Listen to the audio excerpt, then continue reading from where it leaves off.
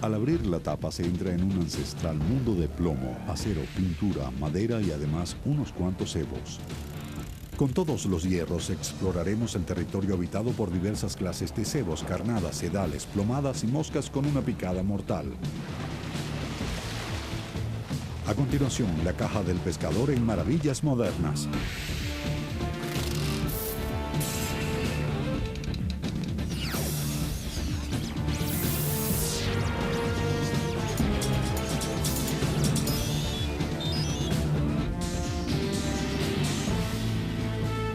Maravillas Modernas. A lo largo de cientos de kilómetros cuadrados del Golfo de México se halla el delta de Luisiana. Al amanecer, la quietud es interrumpida por el sonido de un inminente combate.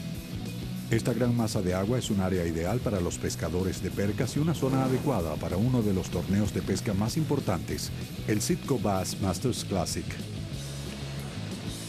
En los próximos 3 días, un grupo de 45 pescadores competirá por un primer premio de $100,000.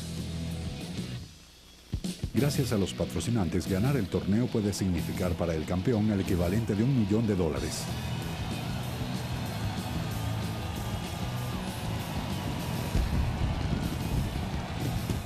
Bien, chicos, sonrían. 1. El camino a la competencia se inicia en cientos de torneos regionales en todo el país, cuyos premios pueden ser mucho menores, pero las reglas siguen siendo las mismas. Una flotilla de botes de diseño especial inicia su marcha. Se da la señal. Y se inicia la batalla.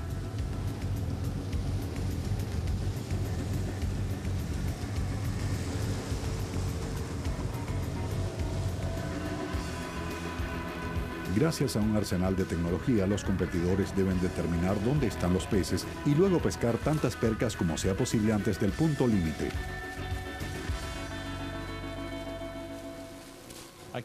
Llegué aquí el miércoles a hacer una pesca preliminar y mientras observaba a aquel sujeto que usa carnadas vivas, vi que atrapó 3 buenos peces. Esta mañana le dije a mi compañero que me gustaría ir al mismo lugar, a ver cómo nos va. Atrapamos peces de 1,5 kilos y 1,8 kilos. Fue un día estupendo. Cada pescador tiene su propio plan de juego o estrategia. La pesca está muy lenta hoy, así que redujimos el volumen y estamos usando una caña liviana con gusanos pequeños que arrastramos lentamente. Lo que estamos haciendo hoy se llama montaje Carolina. Es decir, colocamos el peso encima de la plomada, un sedal largo y el gusano debajo en el extremo. Esto levantará un poco el lodo llamando la atención del pez. El gusano vendrá detrás. Los competidores utilizan cañas hechas de grafito de gran resistencia. Los carretes de materiales de la era espacial guardan sedales de monofilamentos que son prácticamente invisibles bajo el agua.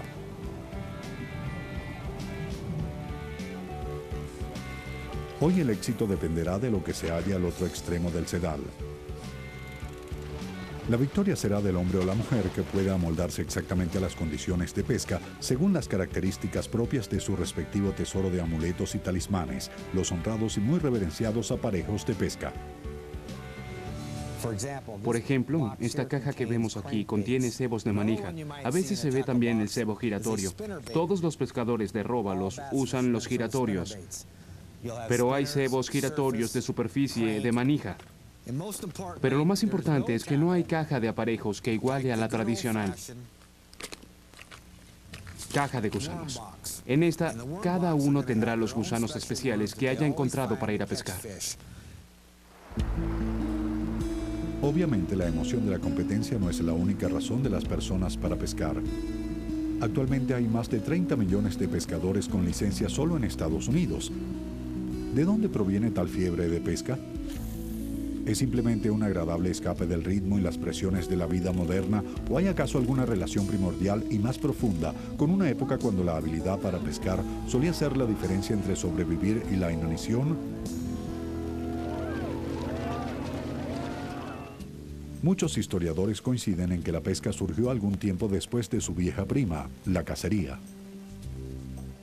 Tal vez la lanza y la trampa jaula fueron los primeros aparejos del oficio. La trampa jaula era una jaula que permitía que los peces entraran en ella, pero no salieran.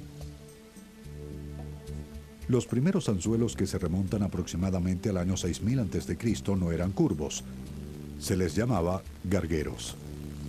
Estos gargueros son un vínculo incuestionable con los primeros aparejos. Era simplemente un proyectil de piedra afilado por ambos extremos, con una hendidura central para meter el sedal. Las limitaciones de este aparejo siempre se relacionaron con el hecho de que el pez debía tragarse el cebo. Este debía penetrar a fondo en la garganta. Pero la mayoría de los peces no son tan rapaces. Más bien mordisquean, muerden levemente o tiran del cebo, así que la mayoría de los anzuelos gargueros se perdían. Creo que los primeros anzuelos propiamente dichos surgieron en la edad del cobre, es decir, alrededor del 5000 a.C. Estos primeros anzuelos tenían una curvatura en forma de U. El ángulo es el anzuelo. Muchos creen que son la caña y el carrete, pero no es así. Es el anzuelo.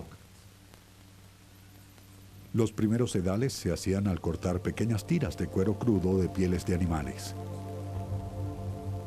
Algunos pescadores egipcios usaban incluso cabellos de sus muertos que entrelazaban para una mayor resistencia.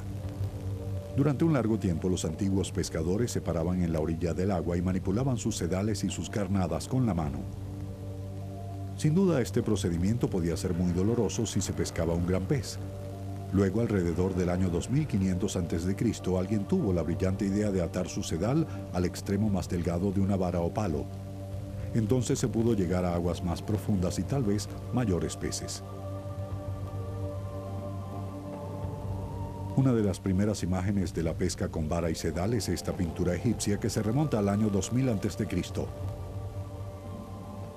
Tal vez pescar con vara le añadió un nuevo elemento a la mezcla existente: pescar por diversión o deporte. Sería por eso que los nobles egipcios, quienes ciertamente no se preocupaban por su siguiente comida, comenzaron a tener estanques de pesca privados en los jardines de sus palacios. Este nuevo deporte no era exclusivamente cosa de hombres. Plutarco cuenta una historia sobre Antonio y Cleopatra, en la que se expresa el amor de Cleopatra por la pesca y la incapacidad de Antonio en el área. Pero él quería convencerla de que era adepto a cualquier cosa que a ella le interesara.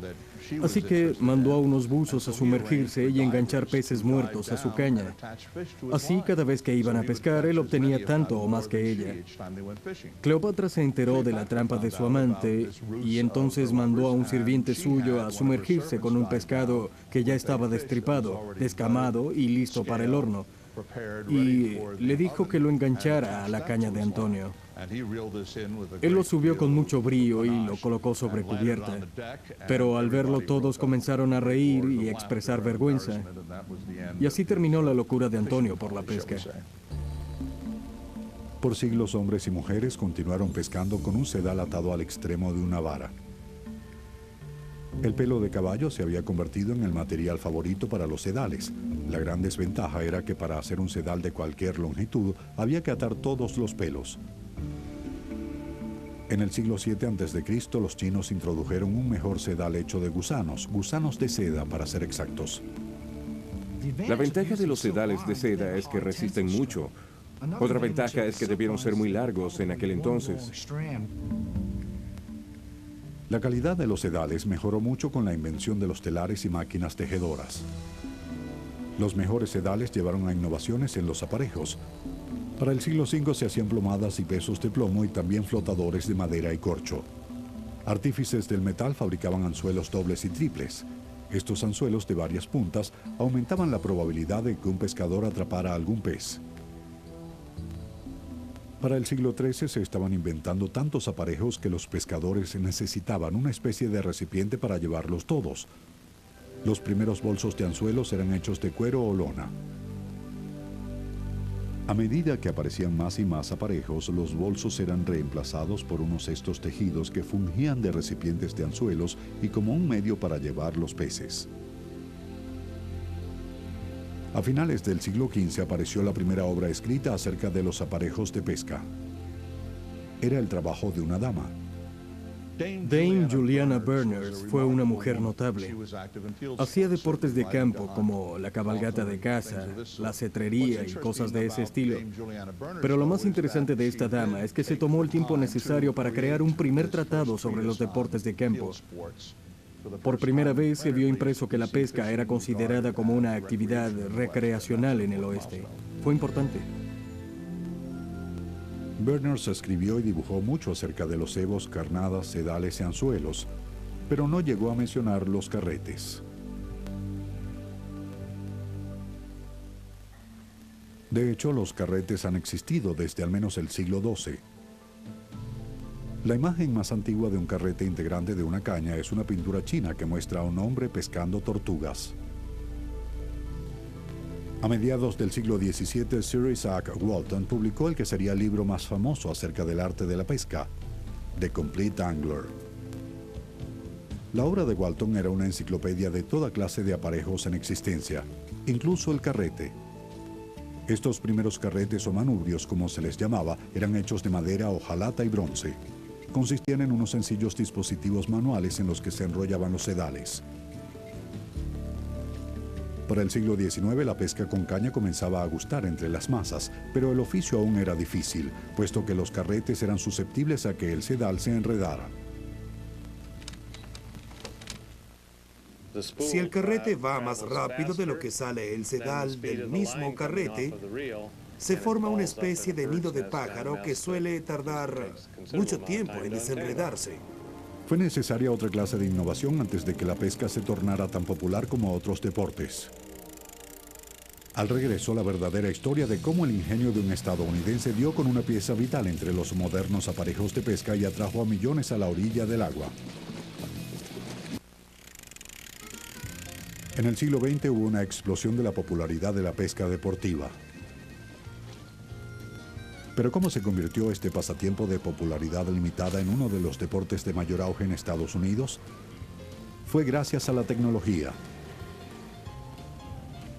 En la época en la cual el modelo T de Henry Ford revolucionaba los viajes, un pescador e inventor llamado William Shakespeare de Kalamazoo, Michigan, hacía lo mismo por la pesca. Shakespeare patentó una versión mejorada de un antiguo invento, el carrete autonivelador del sedal. Este es un carrete Shakespeare con bobina plana, es decir, tiene la configuración más normal para tales carretes. La ventaja del carrete plano es que cuando retiras el sedal, el mismo carrete lo distribuye de manera igual por toda la superficie, mientras que en el pasado había que distribuirlo con los dedos. Estos nuevos carretes le permitían al pescador de fin de semana realizar su actividad con un mínimo de práctica. La pesca con cebo gustó mucho. Naturalmente, la creciente cifra de pescadores incrementó la demanda de un elemento, la carnada. La carnada es un elemento de la pesca que tiene su propia y peculiar historia. Los egipcios usaban ratas vivas en sus técnicas de pesca con caña. La perca del Nilo puede pesar hasta más de 80 kilogramos, así que supongo que trataban de atrapar peces muy grandes. Al parecer, algunos pescadores griegos usaban vino para atraer a los peces con su esencia. Si le parece extraño, considere este relato más contemporáneo acerca de un cebo. Hemos atrapado peces aguja en el cebo WD-40. El WD-40 se convirtió en cebo en los años 60 cuando acababa de salir. Los chicos de la tienda de aparejos te decían, tengo que contarte un secreto, y rociaban aquello sobre cebos artificiales. Aún más extraños son los relatos acerca de comida rápida y el calzado. Los pescadores pasaron horas y compraron toda clase de cebos para tratar de pescar truchas grandes en el lago Taneycomo. Pero un chico que usó una papa frita de McDonald's como cebo fue quien batió el récord de todos los tiempos en la pesca de trucha arcoíris. Impresionó a todos. No sé cuántos siguieron usando papas fritas. Una vez estábamos en St. Thomas y los peces aguja estaban picando bastante bien. Así que lanzamos una sandalia de goma y un pez aguja picó. Ese día pescamos un pez aguja de 150 kilogramos con ese cebo. Sin embargo, muchos peces tienden a tener gustos menos exóticos y más predecibles. A comienzo de los años 20, las carnadas típicas eran vistas como algo valioso. Personas emprendedoras de todo el país comenzaron a criar y vender peces pequeños, cangrejos, grillos, ranas y, por supuesto, gusanos. En la granja Happy Day, en Visalia, California, empresarias de la carnada como Carolyn Fox y Dorothy Benoit crían y cosechan millares de larvas rojas.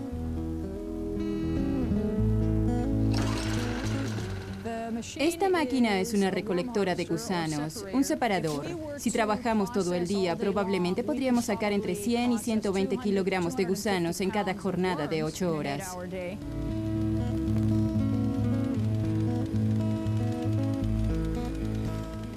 Los gusanos rojos son maravillosos como cebos para la pesca.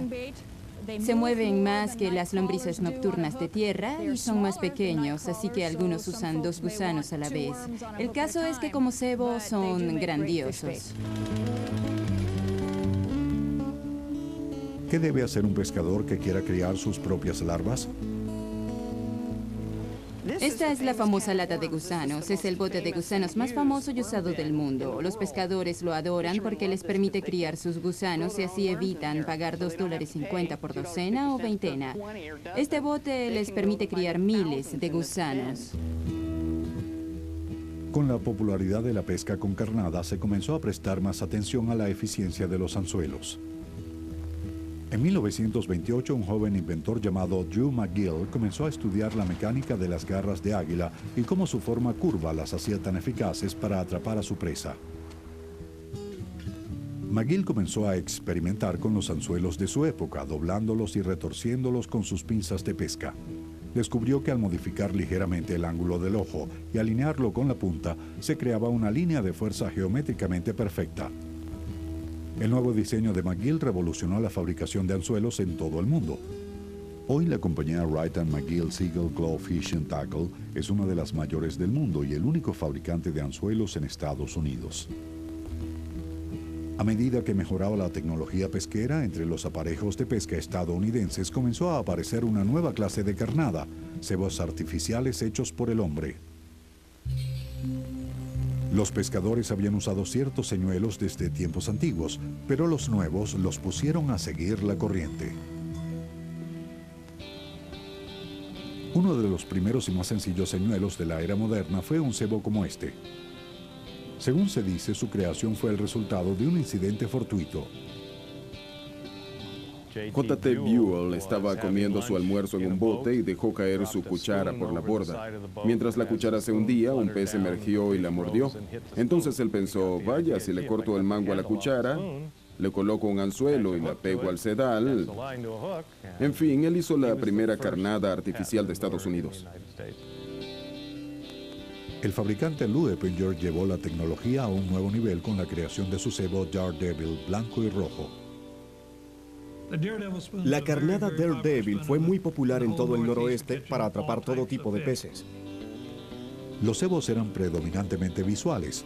Su movimiento giratorio bajo el agua simulaba el desplazamiento de un pez pequeño. En 1902, James Hedden, de Duoyac, Michigan, creó uno de los primeros cebos de superficie. Hedden lo llamó Duoyac, subacuático o carpa Duoyac. Muchas carnadas de superficie se diseñaron para que al recuperarlas debieras girar al extremo de la caña y así hacer que la carnada salpicara agua hacia adelante. Los peces depredadores se sentían atraídos y normalmente picaban cualquiera de esos cebos. Fred Arbogast logró la inmortalidad en el mundo de los anzuelos con la creación de su famoso Jitterbug. El Jitterbug aún se fabrica en la actualidad. Yo pesqué mi primer róbalo con uno de ellos. En los años 50 hizo su aparición el gusano de caucho o de plástico, el cual desde entonces ha sido esencial para pescar en agua dulce.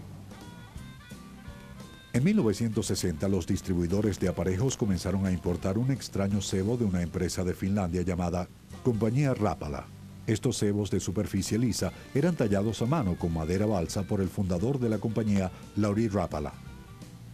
Lo que hacía tan mortal el cebo era una innovación llamada labio protuberante, una pieza plástica fijada a la boca del cebo que hacía sumergirse al cebo manipulado por el pescador. Mientras más rápido, mayor profundidad. el pez lo tragaba. Considero que los cebos de labio han sido una innovación fundamental. Creo que Rapala fue uno de los primeros que lo utilizó. Hoy en día la carnada de labio constituye alrededor del 60% del mercado de carnadas. Hasta hoy se han fijado y roto más marcas en agua dulce con estos cebos que con cualquier otro diseño. ¿Pero seguirán dominando el oficio para siempre? Algunos pescadores piensan que otro de los grandes inventos en el área es algo llamado el boomerang. En realidad, el boomerang no es un cebo. Es un sedal hecho de un material textil tan resistente como para permitirle una acción ciertamente enérgica a cualquier cebo o carnada. Lo que vemos aquí es el primer dispositivo a control remoto para cebos de pesca. Permite pescar en un solo lugar sin que el cebo deje de moverse. El cebo sigue la acción del extremo de la caña, así que te permite pasar horas pescando bajo muelles sin tener que lanzar y enrollar el sedal una y otra vez. Permite que los peces se acerquen al cebo en vez de lanzar el cebo hacia ellos. Para 1940, a medida que lo artificial cobraba popularidad, un extraño dispositivo comenzó a aparecer en los ríos estadounidenses. Se llamaba carrete de pesca de doble giro. A diferencia del carrete nivelador, el sedal de esta caña no se enrollaba en el carrete. Antes bien, al sedal se le hacía girar alrededor del eje del carrete, lo cual impedía que se enredara. Los nefastos enredos del sedal, la pesadilla de todos los pescadores, se tornaron casi imposibles. Estos carretes revolucionaron la pesca en el sentido de que hicieron más fácil que una persona común pudiera tomar una caña y salir a pescar. Casi al mismo tiempo de introducirse este carrete, otro descubrimiento científico cambió para siempre el mundo de la pesca. Tal invento era el sedal de monofilamento de nylon. El sedal de monofilamento no se deshacía como los cordeles de dacrón o de lino. Por eso necesitábamos ese sedal para ese tipo de caña. Mientras se hacían conocidos los nuevos sedales, cebos y cañas, siguió vigente el gran héroe de la pesca moderna, la caja de acero o aluminio, que debía contener todos esos aparejos. ¿Pero trataba alguien de hacer una caja mejor y más liviana? En 1952, Pete Henning, fundador de la compañía Plano Molding, regresó de una jornada de pesca con un brazo lastimado y una idea. ¿Por qué no diseñar y producir una línea de cajas plásticas de aparejos? El resto, como dicen, es historia. Las ligeras cajas actuales son tan vistosas y de alta tecnología como los materiales en su interior, y Plano es el mayor fabricante de cajas de aparejos del mundo. A medida que la producción de aparejos de agua dulce seguía mostrándose en ríos y lagos, similares innovaciones aparecían sobre las aguas saladas, donde los peces solían ser más grandes que el pescador. Al regreso, los aparejos de pesca para lidiar con los peces de las profundidades. Un deporte de moda, la pesca de altura, es como la de agua dulce pero con esteroides. En un río o lago se hace énfasis en que piquen, pero aquí todo es diferente. El pez suele ser más pesado que el pescador. El picar es solo el comienzo de una lucha hasta el final que puede durar horas. El hecho de estar en alta mar le añade un aire de misterio y peligro. Hay algo especial en el hecho de estar en el mar, cuando sales al océano abierto, y es que no tienes ni idea de las sorpresas que puedas encontrar, y siempre las hay.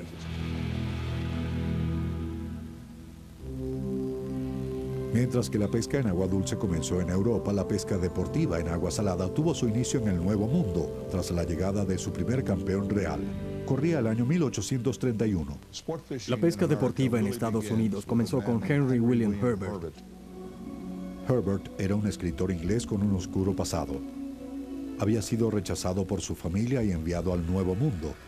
La abundante pesca de la costa de Nueva York lo asombró y lo inspiró, pero llegó en una época en que la pesca de altura estaba reservada a las flotas comerciales. Se usaban grandes redes de casco y sedales con numerosos anzuelos para atrapar peces por toneladas.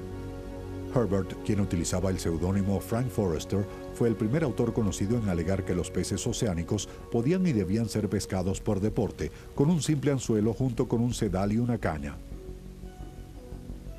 Para el final de la Guerra Civil, las ideas de Herbert tenían una pequeña, aunque fanática, aceptación.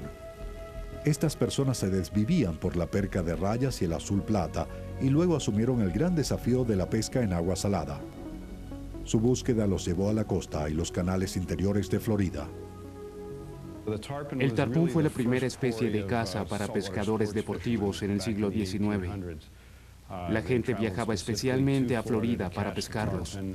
Un tarpón podía pesar entre 15 y 75 kilogramos. Dan saltos espectaculares y dan una dura pelea. Es un maravilloso pez de caza.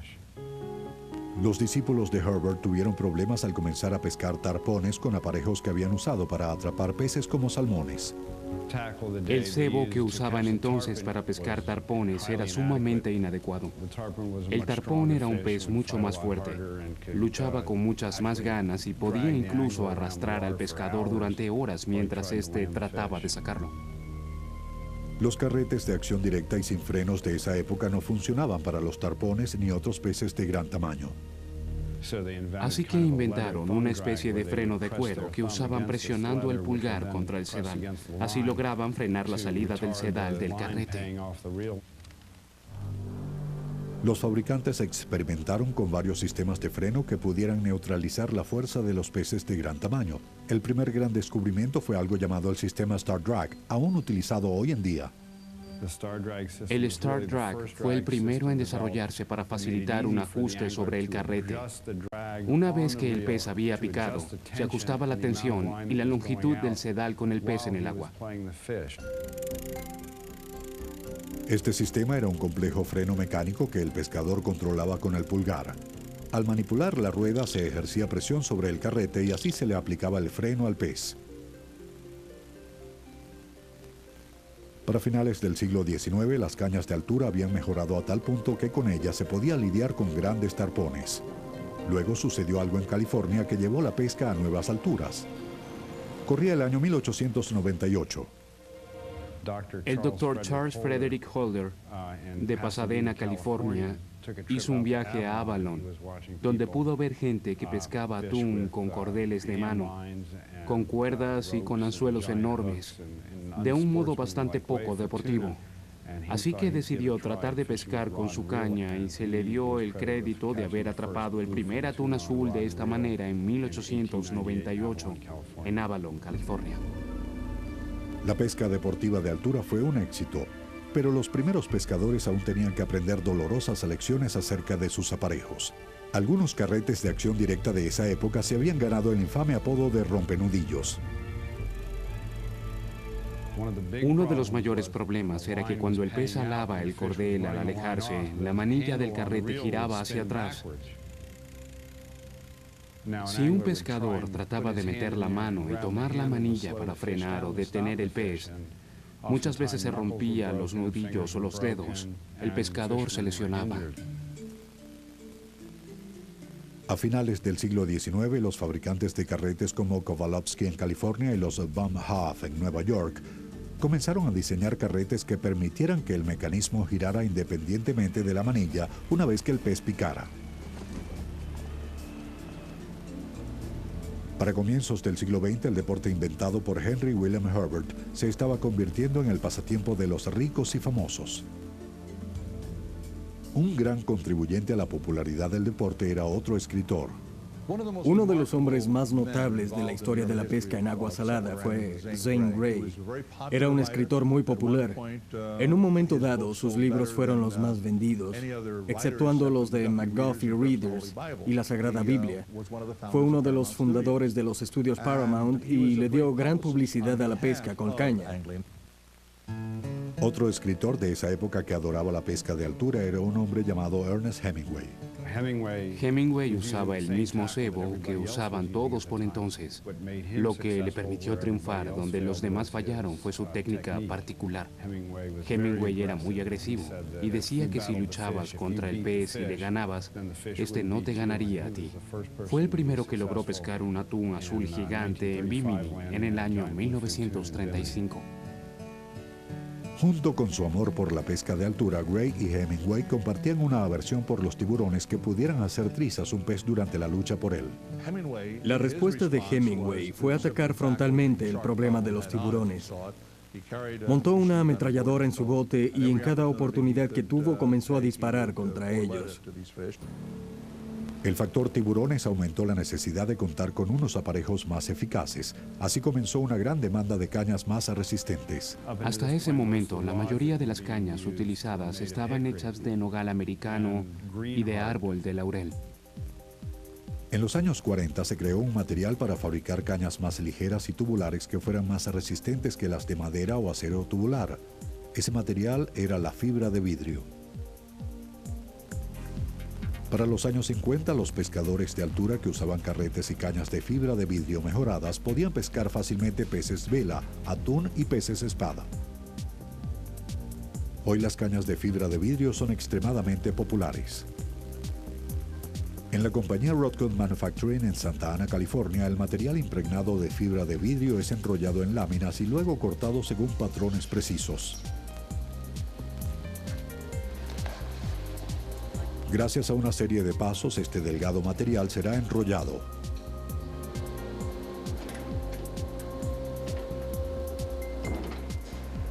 Horneado. Pintado. Ensamblado. Y empacado.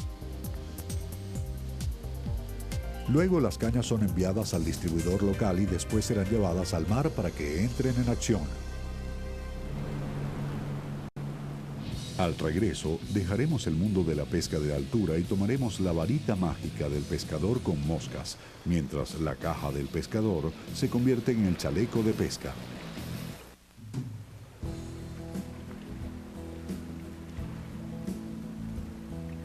La física inherente a lo que llamamos pesca con caña y con moscas es diferente a la de cualquier otra clase. En este tipo de pesca se lanza el peso del propio sedal.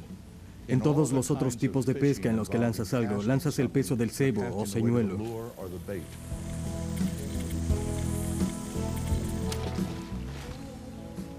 La pesca con moscas se remonta a tiempos ancestrales de la historia. La pintura egipcia muestra 6 cordeles colgados de una sola caña y una mariposa artificial enganchada a cada uno. Los egipcios debieron ser los primeros en pescar con moscas. La moderna pesca con moscas comenzó en Inglaterra en 1496, una vez más gracias a la escritora Juliana Berners. Dame Juliana Berners debió ser la primera entomóloga acuática aficionada. Al estudiar a los insectos, notó que ciertos peces, sobre todo las truchas, se alimentan de ellos, así que comenzó a desarrollar imitaciones de esos insectos. En el núcleo de la pesca con moscas yace la pregunta, ¿qué hacer para lanzar un anzuelo más ligero que el aire sobre una corriente? La respuesta es que el sedal para moscas es mucho más grueso y pesado que el de monofilamento. El sedal para moscas húmedas está diseñado para hundirse. El sedal para moscas secas tiene un revestimiento especial que le permite flotar. El hecho de que el peso esté en el sedal y no en el cebo hace a la pesca con moscas diferente desde el suelo o más bien de la caña hacia arriba. No obstante, el hallazgo del mejor material para poder fabricar este sedal especial no fue nada fácil. A partir del siglo XV comenzaron a experimentar con diferentes maderas como el nogal americano, el sauce, el limonero y más adelante el laurel. El peso de la madera sólida cansaba el brazo en cuestión de horas y llevó a los fabricantes a buscar algún material que fuera manejable, ligero y resistente. Al comienzo del siglo XIX experimentaron con tiras de bambú que estaban adheridas. En el año 1867, un hombre llamado Hiram Lerner desarrolló una caña de 6 secciones que se convirtió en la gran norma. Esta se sigue empleando hoy en día en la manufactura moderna con bambú. A pesar de las virtudes del bambú, presentaba una considerable desventaja. Para fabricar cosas de bambú hay que trabajar duro. Hay que curar el bambú, rajarlo y finalmente armarlo. El material debe ser trabajado durante meses para alcanzar el estado en el que puede ser utilizado para poder pescar. La intensa labor inherente a la producción de cañas de bambú comenzó a sacarlas del mercado de la pesca. Las cañas de bambú hoy en día son muy costosas y además son instrumentos muy exquisitos. Cada caña puede costar entre $2,000 y $3,000 y puedes tardar entre 1 y 4 años en poder adquirir una. En los años 40 se introdujo la fibra de vidrio como una alternativa al bambú. Las cañas de fibra siguen siendo muy populares hoy en día. La siguiente generación de cañas de mosca provino de los cielos. La era espacial ha hecho impacto en las cañas de pescar. Estas están hechas de materiales de grafito de la industria aeroespacial. Son livianas, son modulares y poseen muchísima resistencia y flexibilidad. En la planta de St. Croix Rod en Park Falls, Wisconsin, la caña promedio pasa aproximadamente por 36 pares de manos humanas entre el primer y el último paso. Las cañas de casi 3 metros de longitud pueden pesar tan solo 85 gramos y aún así pescar una trucha de 25 kilogramos en una corriente rápida. La pesca con moscas no solo cambió la apariencia, sino también la técnica. En virtud de sus movimientos hacia atrás y hacia adelante, obligaba al pescador a salir de la orilla para entrar al agua. Los pesos pasaron a ser parte esencial de los aparejos de pesca con moscas. La caja del pescador pasó de ser un gran recipiente que se dejaba en la orilla del río a cierto atuendo. La caja de aparejos de un pescador con moscas es lo que llamaríamos un chaleco, que tiene bolsillos para meter las cajas de cebos. También se pueden meter líneas y plumas, por ejemplo. Herramientas pequeñas como imperdibles y otras cosas.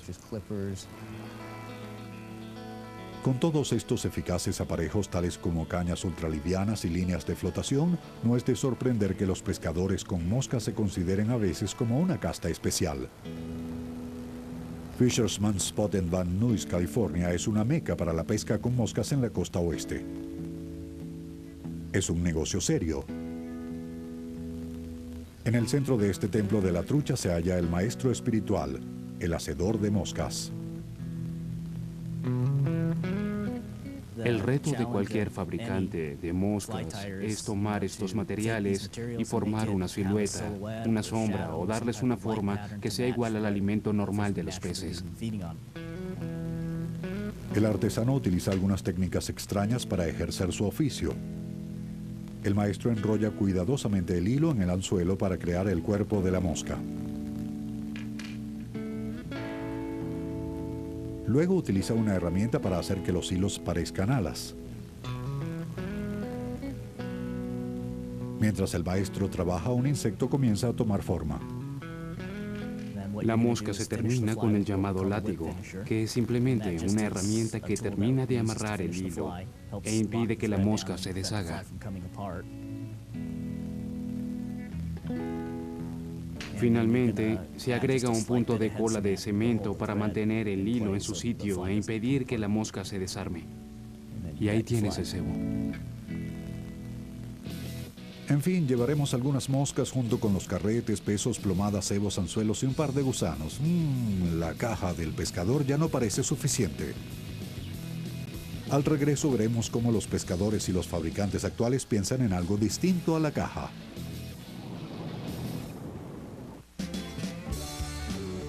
Luego de siglos de muchas invenciones, la caja del pescador ha sufrido cambios radicales de forma, tamaño y contenido. Mi primera caja de aparejos fue una pequeña caja de metal que casi cabía dentro de un bolsillo grande, pero ni un perro de circo podría saltar sobre las cajas actuales. Antiguamente se subían los aparejos de pesca al bote. Ahora los aparejos de pesca equivalen al bote. Este singular mecanismo es impulsado por un motor controlado con el pie y de grácil funcionamiento que deja las manos del pescador libres para pescar. Mientras los satélites GPS rastrean la posición del bote y anuncian los cambios climatológicos, el pescador rastrea los peces con una asombrosa serie de equipos electrónicos. Los medidores de profundidad actuales son tan avanzados que no solo pueden decirte la profundidad del agua, sino que además te ayudarán a encontrar lugares estructuralmente ideales.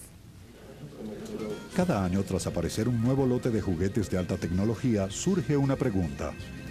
¿Puede un pescador tener cebos suficientes? No, nunca se pueden tener cebos suficientes. Siempre hacen falta más equipos. No es posible tener suficientes. Siempre hay otra caña, otro carrete. Yo debo tener unos $500,000 en cebos, además de 500 cañas, 500 carretes, 10,000 señuelos y 10,000 o 1,000,000 de anzuelos.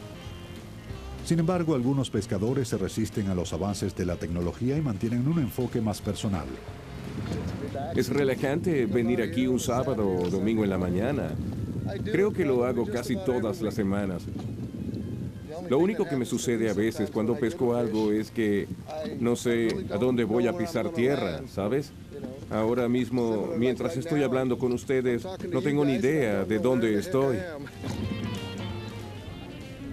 Hoy los pescadores gastan aproximadamente $2,000 millones anuales en aparejos de pesca. En las grandes tiendas como Bass Pro Shops, Cabela's y Galleons, se puede comprar todo lo imaginable para la caja del pescador. En persona, por catálogo o por internet, se puede asistir a clínicas y tomar lecciones. Con tanto dinero gastado en aparejos de pesca, cabría preguntarse si los aparejos son una buena inversión. Sí, pero tal vez deba esperar algunos años. En las últimas décadas, los aparejos antiguos se han tornado muy populares entre los coleccionistas. Tengo la suerte de tener la caja de Clark Gable, que es de cuero por fuera y por dentro está forrada con espiguilla. Es un cambio muy elaborado con relación a las primeras cajas hechas de latón. Las cajas de aparejos se fueron haciendo más elaboradas a medida que la pesca se expandía y se hacía popular. Hace varios años, un técnico de servicio de aquí compró una caja de aparejos y la pagó en parte con su trabajo. Él me mandó fotografías del contenido de la caja y juro que estuve a punto de perder el conocimiento cuando las vi. Tenía cebos que yo siempre había deseado. Así que después mi socio y yo le pagamos $7,500 por la caja, aunque él la había cambiado por un crédito de $100. Yo personalmente he pagado más de $10,000 por un cebo. Los coleccionistas no son los únicos interesados en aparejos antiguos. Muchos de ellos se exhiben en el Museo de la Asociación Internacional de la Pesca Deportiva en Dania Beach, Florida. En este museo no solamente se exhiben aparejos antiguos. Dania Beach es para la pesca lo mismo que Cooperstown para el béisbol. Aquí se pueden consultar las estadísticas de todos los peces que han servido para registrar marcas mundiales. Al evocar los últimos 100 años de la tecnología de aparejos, cabría preguntarse, ¿resta algo de emoción a la pesca deportiva? ¿Aún tienen los peces alguna oportunidad? Es impresionante que un pez que tiene el cerebro del tamaño de un frijol pueda burlarte. A veces regresas a un lugar en el que pescaste mucho el día anterior y los peces no están. Y no entiendes por qué. Pero entre las mejores cosas de la pesca están el reto y la incertidumbre. El desafío y las emociones continuarán llevándonos a la orilla del agua para probar suerte y nuestras habilidades en este ancestral deporte. Y a lo largo del proceso, nuestra fortuna dependerá de ese confiable y reverenciado santuario de cosas extrañas y olorosas, la caja del pescador.